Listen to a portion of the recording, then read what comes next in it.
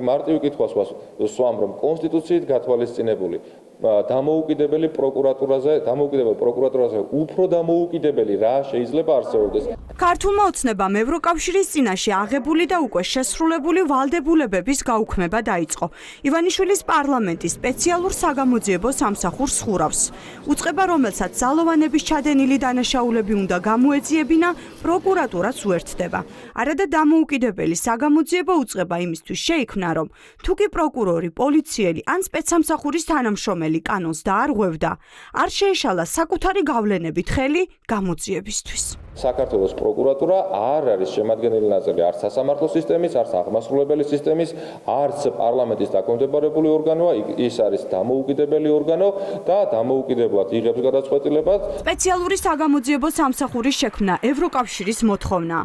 ამით ქვეყანამ საერთაშორისო ვალდებულებების შესრულება დაიწყო. თუმცა ახლა უკვე ქართული ოცნება არათუ შეუსრულებელ ვალდებულებებსაც აღარ ასრულებს, არამედ უკვე შესრულებულზეც უარს ამბობს. 300-ზე მეტი ადამიანია ნაცემი აქციებზე და ერთი პოლიციელიც არ არის დაკავებული. ეს ყველაფერი საგამოძიებო სამსახურს უნდა გამოეძიებინა. როდესაც რაღაცას აშაებ და ხელს აღმართა პოლიციელი წინააღმდეგ და არ ემორჩილები, შეიძლება ამ დროს გამოყენებული იყოს ცოტა ზომები, რომელიც შეიძლება არ იყოს სასიამოვნო, მაგრამ რა ვქნათ, ეს ქვეყანა და ქვეყანა ძალაგებაა. შერყევები მიიღეს ადამიანებმა და უნდა გამოეძიებია კარლო კაცი. დაემორჩილოს პოლიციას აღარ მიიღებს ტვინის შერყევა. პროკურატურა გამოიძიებს აბსოლუტურად ყველაფერზე. არ არის საჭირო სხვა როლი. რომ არ ყოფილიყო საჭირო 9 დათქმაში ხო არ ჩაწერდნენ? რატომ აუქმებთ სპეციალურ საგამოძიებო სამსახურს?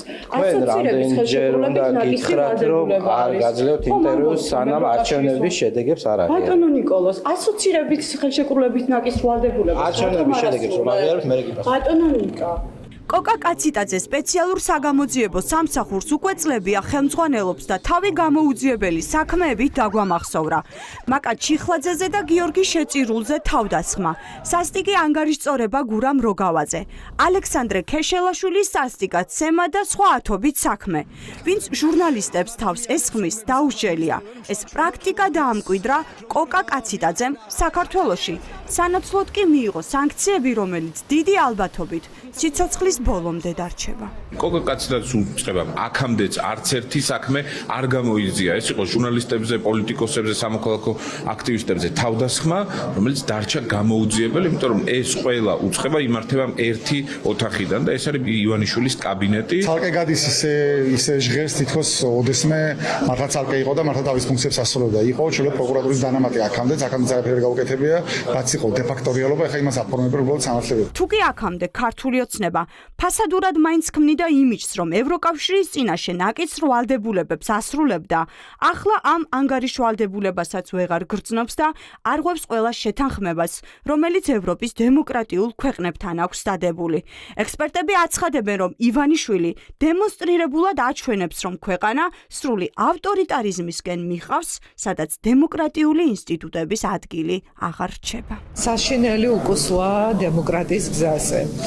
მე მახსოვს 2013 წლიდან ვიყავი ინიციატორი, რომ ასეთ სამსახური იმიტომ შეგვექმნა, რომ ის პროკურატურისგან დამოუკიდებელი ყოფილიყო და როდესაც არც ერთი უწყება არ გამოიძიებდა მაგალითად პოლიციელების მიერ ჩადენილ რაიმე უკანონო ქმედებას, ყოფილიყო ცალკე სამსახური. რუსთაველის 8 ნომერში ხალხი როზის და პარლამენტში რომ ეძახის თავის თავს ყოველ დღე დაკავებული არიან იმით, რომ ცვლილებები შეიტანონ, ანუ უკან დაატრიალონ ყველა ის კანონი, რომელიც 2012 წლის პარლამენტმა მაშინ მიიღო ზუსტად ასოცირების ხელშეკრულების, თავისუფალი ვაჭრობის და ვიზა ლიბერალიზაციის მიღწევისთვის.